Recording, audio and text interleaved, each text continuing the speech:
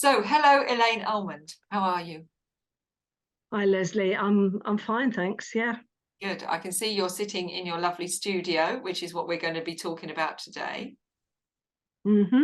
It's in the back garden, and this one was purpose built when we moved house. It's 5 years ago in a couple of weeks' time, so it took a few months to get this up and running. The back garden was a mess. Well, there was nothing much in it when we moved in, and so it took a few months to organise to have a studio. It's one of those garden rooms that's customised. So Lovely, lovely. they put down the cement base, and then the actual studio was made in a factory in Tunbridge. So it came along on a back of lorry in segments, and two young guys put it together in a day, really. Wow, you see those, don't you? They have the wide loads and you see them going places. Yeah, a day, and I think they came back the next day to finish the roofing. And somewhere I've got some lovely slides of them standing on the roof with their brooms, smoothing out the felting and everything. Quite funny, really. Yeah. And then a few days later, a guy came to insulate the inside with an electrician popping in and out to do some heating and lighting. And the biggest faff was getting a sink in here. I can imagine. Because it's only 10 yards from the back of the house, but that still means a channel for water. And they've done some sort of underground drainage. I left them to sort that, really. And then the biggest bit was actually to get a cupboard to put the sink on. So we got the cupboard built, and the store that does it, that's well known, I won't name them, refused to cut the surround for the sink to fit in. Oh. They'd sell me twice as much as I needed, but I was supposed to cut it myself. Oh. So I had to get someone else to come and do that. You know, that was the biggest faff, was my little sink behind me. But I wouldn't be without it, really. I was just about to say, do you think having a sink in your studio is really important? Well, I do, because from here to trail acrylic paints and me mucked up to the elbows through the house, and it's a small house, and our kitchen is the far side. So I'd be traipsing dripping paint potentially over the settee, the floor, the dining table, and you know what, because it's open plan to get to the kitchen sink. So I just decided it wasn't worth the hassle, really, and we'd do it all at the beginning. Yeah, good idea. So speaking of beginning, let's go back to the beginning. Where did it all begin? Were you doing art from a small child, or is this something you've come to as an adult? Well, I did do art at school, and in fact, years later, when it came to helping my mum move, she'd still kept, I should have brought them, shouldn't I, a couple of little pieces of pottery that I must have done in primary school. Oh, wow. Or in the first year of secondary, but looking at them, I think it would have been primary school, probably. And secondary school, I loved art. And I have this abiding memory of a big easel and a big painting. I can see the teacher, I don't remember her name. She was a potter, but she taught painting and all the different things in this big art room across the playground. But when it came to doing it for O-level, my dad said no, because I needed a proper job, and art didn't really count in that respect. It's a familiar tale, unfortunately. I didn't understand at the time, but I did later, because he came from a very poor background. His family, his dad was a miner, and his stepdad, after his father died, was a miner in South Wales. And Dad was sent down a coal mine. He was a very intelligent man, but he was sent down a coal mine at 13. And it took him a long time to get out of that environment. And eventually he went off and studied at Oxford. In one of the he got a diploma in PPE in one of the colleges attached to the university, not the main university itself, and went back to Wales to try and improve things, which they didn't obviously want to know. So he came to London, and that's when he met my mum, blah, blah. So I understood later why he felt the urge for him to get a good education and not to be tied down in that way. So I went off and did nursing, midwifery, went to South America, did all sorts of things. But always in my head was I have to learn to paint. And you weren't painting and drawing at that point. You weren't sketching, no, doing anything. I used to go to art exhibitions in London when I was in the UK. And I used always to take loads and loads of photos. And I used, wherever we lived, I would design a garden and make a garden. So I was being creative, but not in the not in a painterly way, but I was still using my eyes and my senses, if you like. And then, you know, life ticks on and you do this and you do that. And I married and, you know. Did you ever go to artists? You said you went to exhibitions. Did you ever go to artist studios or visit any studios when you were abroad and traveling? Well, I wasn't so much traveling as I worked in one place for 4 years and somewhere else for a couple of years.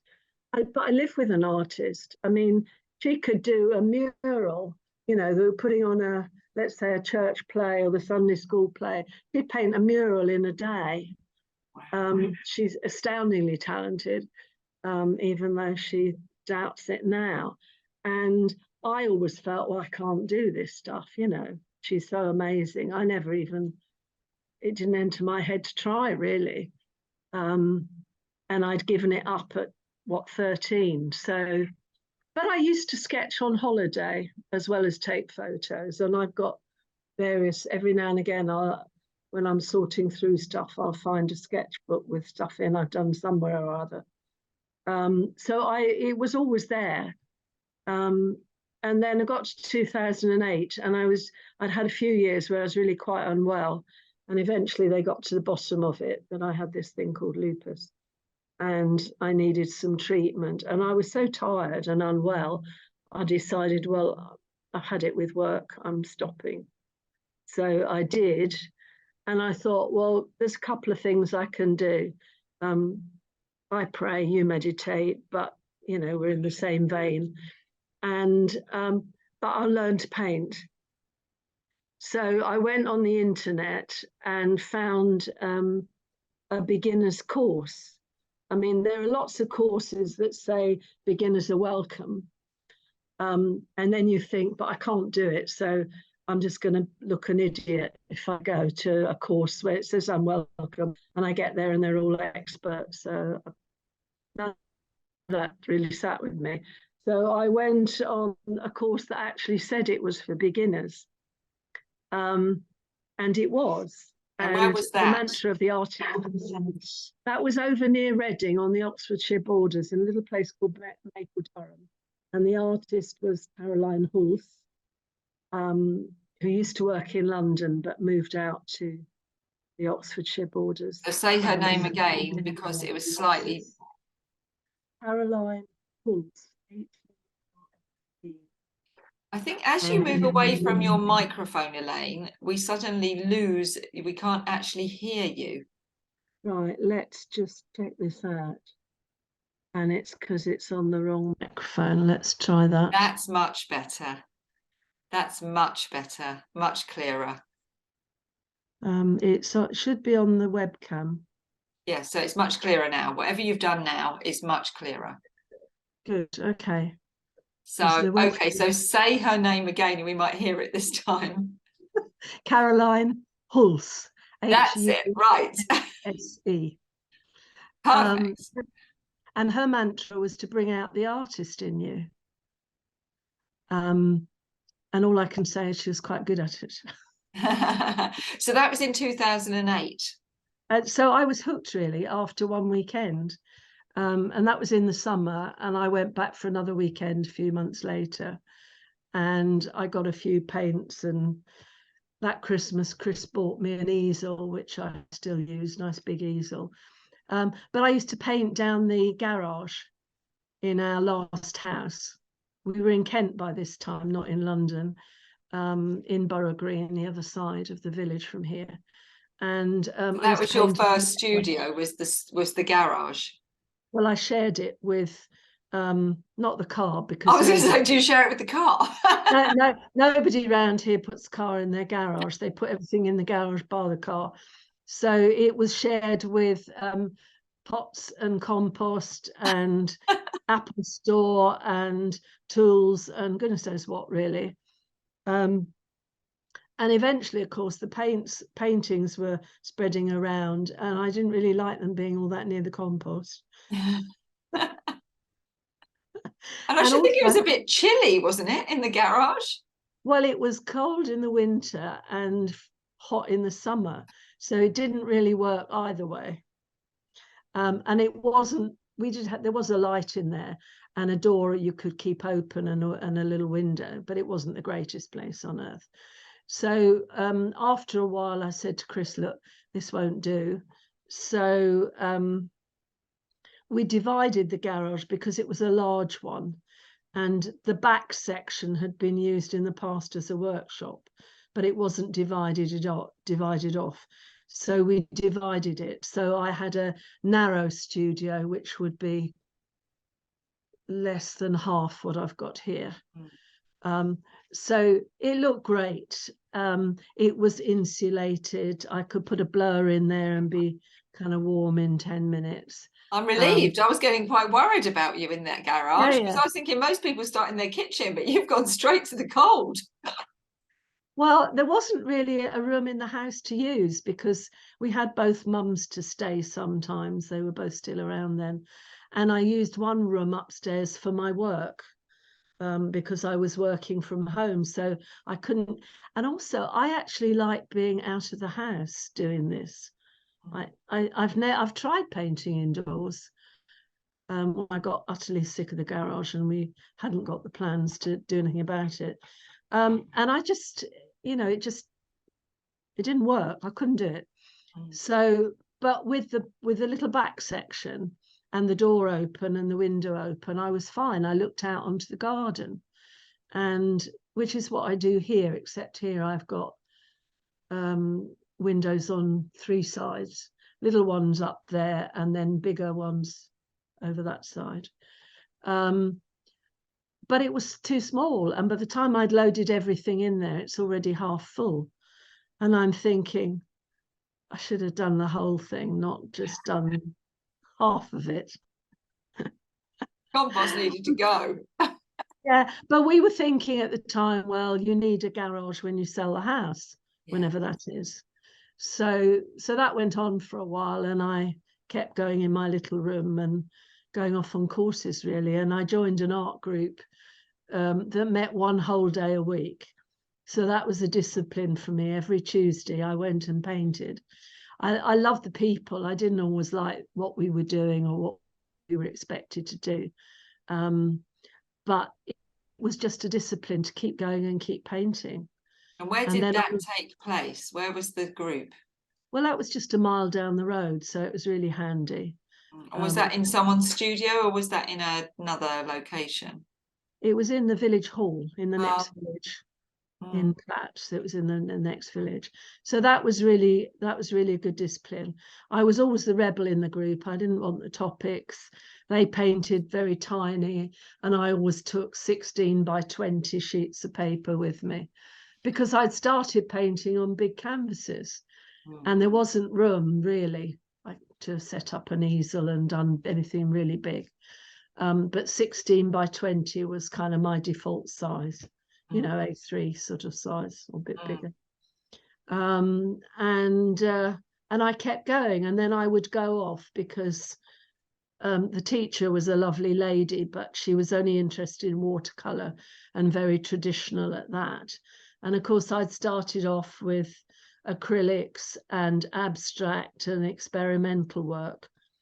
And so that didn't really satisfy me. So I went off and did other courses, which was how I moved my work on. And eventually I plucked up my courage to say to them, I'm really sorry, but I'm leaving the group. You know, with hindsight, I could have done it probably about 3 years earlier, but I didn't really want to offend anybody, and they were nice people, and it was a good discipline to be going and to be part of it. So, well, it serves you. It's always useful to stick with it, isn't it? Because you'll get something out of it. Yeah. So then I went up to Norfolk and I did some courses in oil painting with Martin Kinnear, and I came back and I looked up Caroline again to see what she was doing, because I hadn't been anywhere near the place for quite a while. And she was running another long oil course, but teaching design and stuff with it. So 2016, I went off and did that. And at the end of it, it's like I painted, I haven't got it here, it's in the store, but I painted a painting of, I did a whole series. You had to design your own series at the end of this 3 months. And painting number 5 was, I painted a woman looking out of a door, an open door, trying to decide what to do. And that was a moment. Yeah. And I just thought, really, there's no way back. So I have to go forward through this open door. It was a curious painting, actually. It must have been about 20 layers. It was nearly all glazes, and it was very soft and quite emotional. Yeah. And so another woman and I, we went back one day a month for the rest of that year, because we finished about Easter time. So the rest of the year we used to go back one day a month and just paint alongside. She had a group who went in on certain days, and you could go and just paint, be there and paint. And then if you had a query, you could ask for help, but otherwise you were just in that very creative space, is what I would say. And then it's like, now what do I do? So, and the next year she was running a 6-month course in abstract painting. So I thought, right, nothing for it. I was straight in. You walked through the door. I just looked, and I looked at the price and just thought, too bad, and just said to my husband, I'm doing this course. I'm not sure I ever told him what it cost. Shh, don't mention it. Shh. So I did this course in abstract art, and it was dealing with the history of art, the different sorts of abstract, the design, line, space, all the things, color, with 3 other people. 4 of us started it, and then one person dropped out about a third of the way through. 3 of us finished, and we're all still working, as I am, professionally with our art. And that she did one more cohort after that, and then she stopped it. Oh, wow. Just for that moment, really. And we got to the end, and she said, oh, I'd done a pair of big paintings which were about my own history, and I thought, I like them, but nobody else would be interested. And she said, you have to enter those for this National Open Art Competition. I said, oh, you're having a laugh, you know.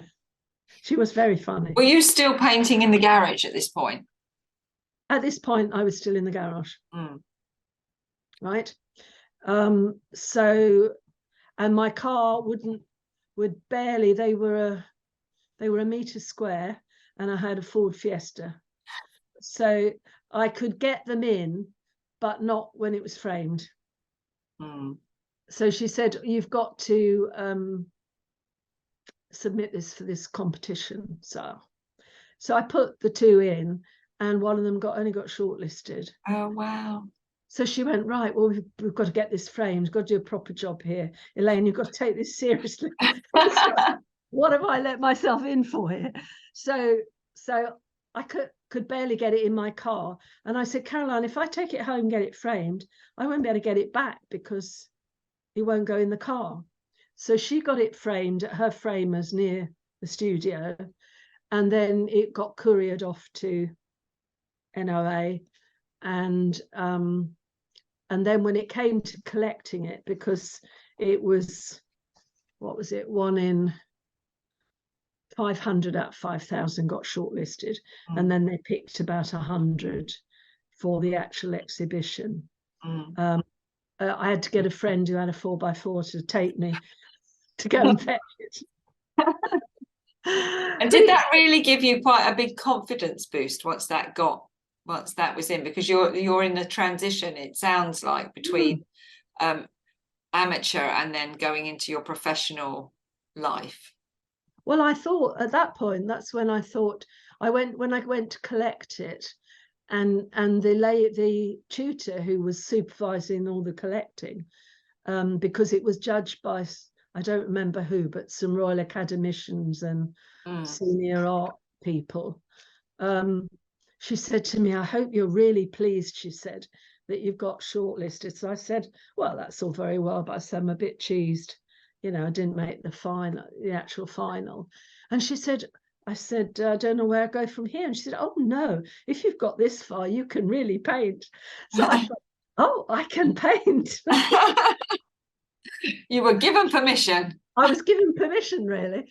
So that painting is on my lounge wall as a reminder forever that I can paint. Yeah, that was the first one. So that was the first one, really.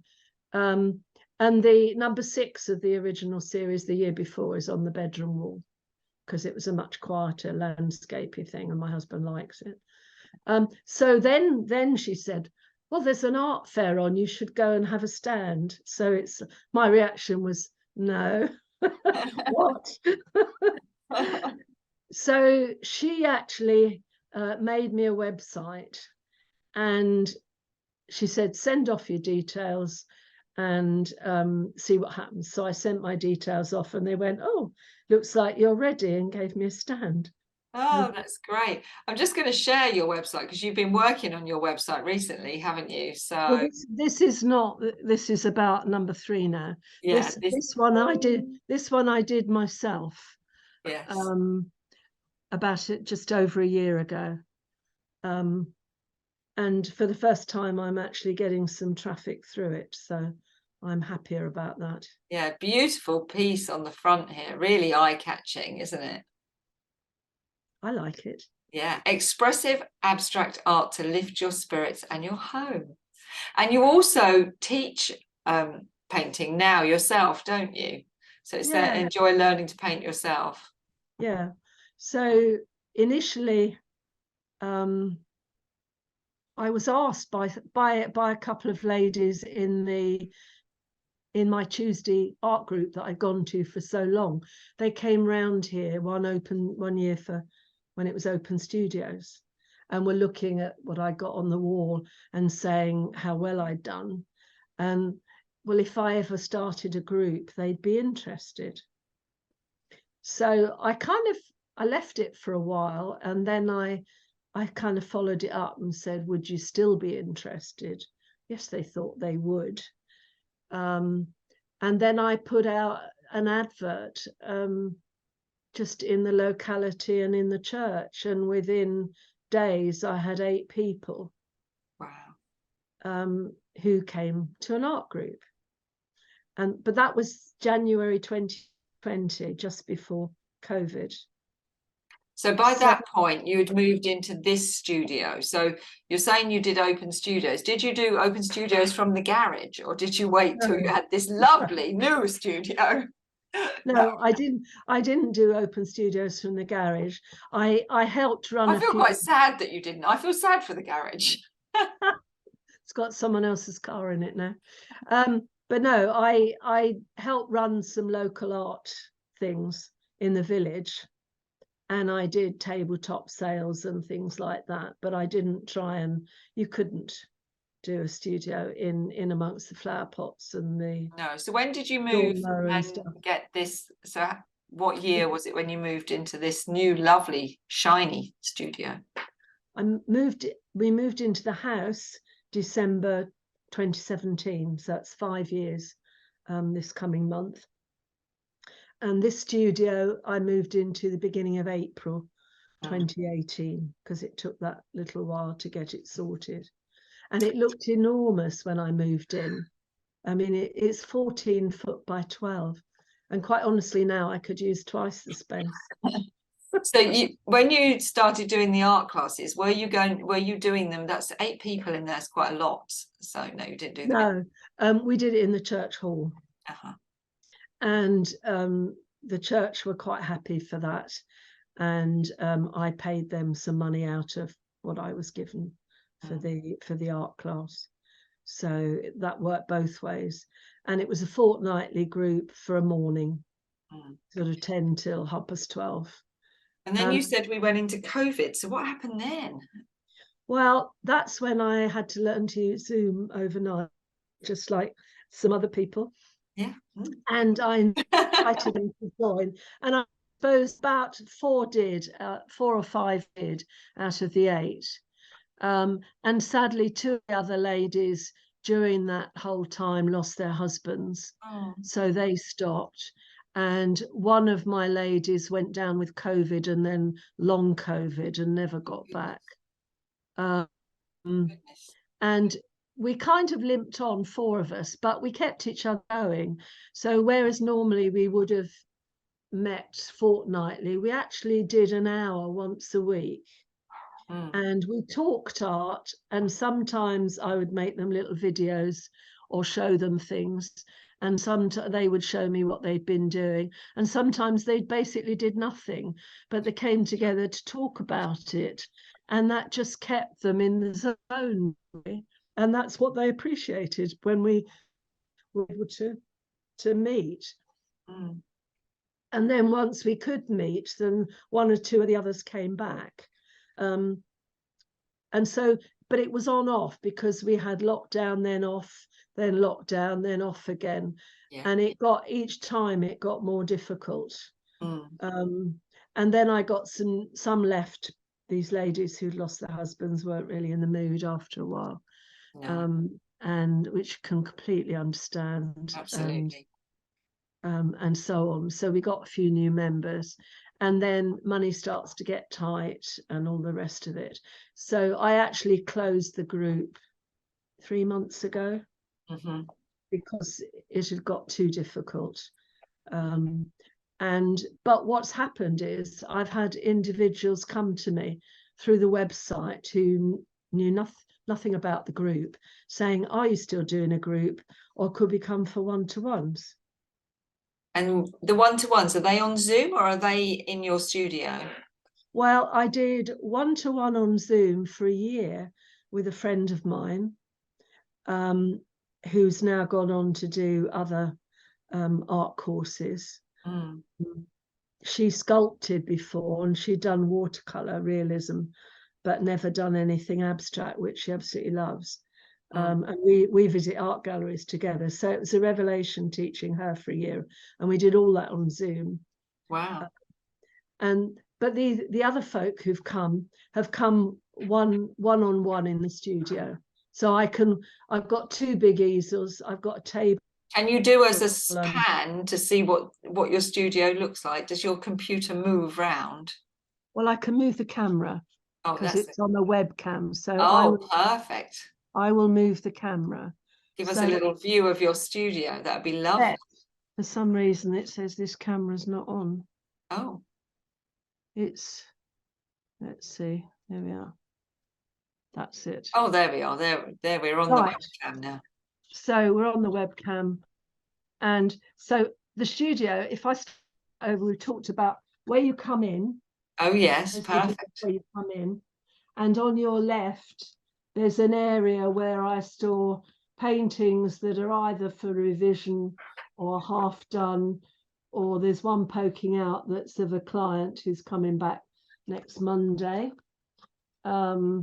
I've got some shelving for paint, a little table with stuff and a bin there. And then in this corner, the much talked about sink. Yes, the much talked about sink. Which, Absolutely critical. Which is critical, and it's got a nice bit of storage underneath. And then I have a long back wall, which in theory is for painting. But actually what I mostly do is put work up there that is sitting, waiting a verdict. Is it done? Is it not done? And for purposes of this interview, I've stuck a few other things up as well. So that's lovely to see the work sitting there, just like cogitating to see. Yeah. They're beautiful, Elaine. I absolutely love those ones. So these ones, yeah, gorgeous. Are, I think, moments in time is what they're going to be called. I came up with that title today. The far one, somebody named it Fleeting Moments, and then I've got a really high tide, and I've got where the mud hits the fan, or other words to the effect, and looking into the distance. And there is another one which isn't, I painted as a diptych, but I haven't quite decided where it sits. So are these influenced by, because I know you have another property that you visit in Rye, are these influenced by what you see in Rye? Well, I think, because I think my memory is quite visual, that stuff that I see gets absorbed into and will appear in work. So yes, we're down by the coast a lot, and there are posts all along the beach, and they are pretty rickety, and you could see that as them quite easily. And where the tide comes in, it does hit them full on. So, but I just paint these. I don't have a photo, and I don't look at anything. I just do what comes in my head, really and truly. So they're kind of from your imagination. Yeah, I picked the colours that I wanted to work with, and then I just start painting. Wow. Yeah, they're beautiful. And that's what comes out at the end of the day. Stunning. And then you're going round, I can see you've got some work in a browser. Yeah, those are prints and originals on paper in a browser there. And then you've got one of the quintessential stiffy bags that we insist everyone uses to store their pictures, so that we don't use that terrible bubble wrap thing. Got a load of those. and the easel. And then there's one easel there, and over there there's a cupboard which is fairly new for storing things to make it more spacious in here. There's the other easel and some paints. And then along the front wall, going back to the door, is my kind of admin corner. So there's some paperwork stashed up. And then I've got little boxes of charcoal and gouache and a row of sketch pads and cards and things along there. And underneath, I store small paintings. But the bigger ones that are finished, I now have a little store a few miles away where I put those. That's amazing. It looks so incredibly inspiring space to be working in. It's really light. You know, right now it's dark, so all you can see outside is the darkness. But in the daytime and in summer, I have the blinds down most of the time, and it's still light enough in here. They're light grey blinds, so they don't make the room dark. They just match the paint on the window frames that I didn't put there. It was there already. And you've got like a trolley with all your paints in there. I got a little trolley, yeah, with paint. Love a trolley. And another table there. I could probably do with another trolley, really, but that'll have to wait. And Studio can never have too many trolleys. Yeah, top of the wall, there's other stuff that was done outdoors. So like these two paintings at the bottom are the precursor to the one above. Okay. which these two were done plein air. The top one was done in the studio, just using the ideas and the colours from there, and taking a bit of the fence, and the rest is made up. So you were saying if you put your camera back round on yourself, that's probably Otherwise, otherwise we're talking to the wall. That's better. You were saying in the early days you took a lot of photographs, but do you now tend to sketch plein air instead? yeah, I still do. If I'm on holiday and we're just out and about, I will still take lots of photos. What I do is I take them from different angles, and I look for the kind of unusual and the abstraction, because abstract, a lot of it is about shapes. You know, we're all made up of shapes. My glasses are shapes. My face is a shape. Doors, windows, anything you like is a shape. So I'm always looking at the shapes and the kind of interest. So my photos have changed, but I still take lots of them. And I any walk, I will always have my phone in my hand and take pictures on there. I've got about 2,000 on my phone that I need to download, really. And then, but you also sketch. And I sketch. I go out with a plane. I mean, Mark was talking about being outside, and I think there's some of that because I'm out of the house. I might be in here, but I'm still door onto the garden. And our garden is small, but I've got roses and bushes outside the door and nice things to look at. But I go out with a plein air group from about April through to, we went through to the beginning of November this year. Or it's been mild, hasn't it? It's been very mild. It's been mild, yeah. And we sketch, and I rarely paint. I do sometimes. I take, and then I start doing something realistic, because when you're out looking at it, it's very hard to abstract. Whereas when I come back here and I've got images in my head that are distant from where we've been, then I can abstract them. So I tend to just sketch in my book or paint very loosely, which is what these are. They're very loose, but they are acrylic on paper. So do you have any courses or plans for going on any more studying? Well, I haven't planned next year at the moment, apart from Southeast Open Studios. My diary is blank. I have a complete blank sheet, which is what I need to think about over the next few weeks. This year I did a lot, and there was a point at which I thought, do you know what, it's too much here.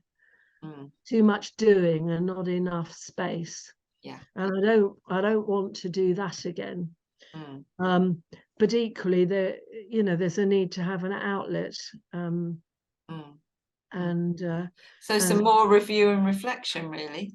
Yeah, we're coming up to that time of year, aren't we? It's that time of year, and I've always done quite a lot of painting over the winter, because the summer tends to get busier on all fronts, at home, holidays, church, other things, exhibitions, you name it, it just gets busier. Yeah. So exciting. It'll be exciting to see what Elaine's diary is going to look like for 2023. Yeah, I mean, at the moment, I've got two people coming for lessons. I've got another 4 who have either started and stopped for all sorts of reasons and plan to come back or not, depending on their finances in the new year. So it will just be interesting to see how that side of it goes. I don't want to be doing all teaching. No, absolutely. Because the art was primarily for me, and yeah, I'm committed to it being expressive and free, and I don't want to get too tied in knots doing too much. Yeah, too much teaching and too much pre-prescribed. Yeah. So your studio will be a haven for you then for the next year, to see where that takes you. Yeah, exciting. Thank you so much. It's so fascinating to listen to your journey, because that's quite an unusual journey. It's not the regular path that people take. And that's really interesting, and I think really encouraging for people who want to, like, you know, they had it as something they really enjoyed in their younger years, and it's never too late, is it, to like start pursuing things that you really love. I think not. I mean, I think that the perceived thing is you have to do everything when you're young. But I think in my life I've never done things in what some people think is the right order, and I've moved around in terms of careers, and you know, I've had to go at so many things, and I've loved them all, and I don't think I've made a hash of any of them really.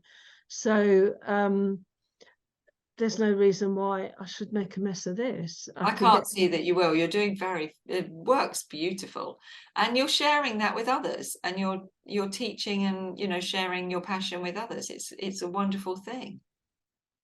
So yeah, that's Well, I look forward where I'm at. to carrying on the journey with you, that's for sure. And I like to see how you're growing and progressing. And I really enjoyed, you did a workshop for us at Valentine's during the year, and I loved that, and it was very freeing. You're a very, very good teacher.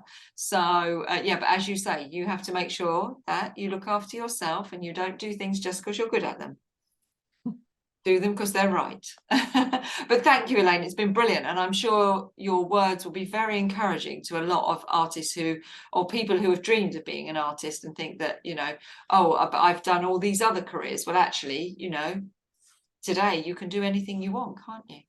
I think the difficult thing is to keep going at times when there's nobody around you who particularly understands what you're doing, why you're doing it, or maybe doesn't like the direction of the work your work is taking.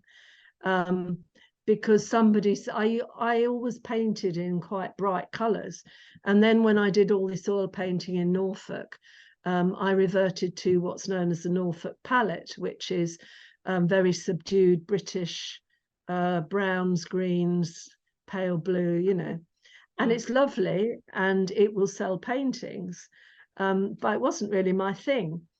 And so I started changing again, and people going, but oh, you know, your landscapes were so lovely the way they were. Well, that's not what I want. This is what I want. You want to go bright. I love your bright. I love the orange. You always use a really bright oranges and pinks. That one. Yeah. Yeah, stunning colours. You just stay doing you, my love. Don't you worry about anyone else.